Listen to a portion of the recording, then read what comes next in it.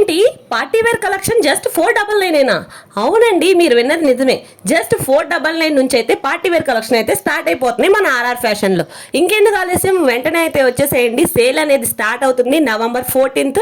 అది కూడా first anniversary special కింద మనకి అప్ టు 5XL వరకు అయితే ఏ 3 piece set party wear collection తీసుకున్నా జస్ట్ 499 నుంచి అయితే స్టార్ట్ అవుతుంది అనమాట.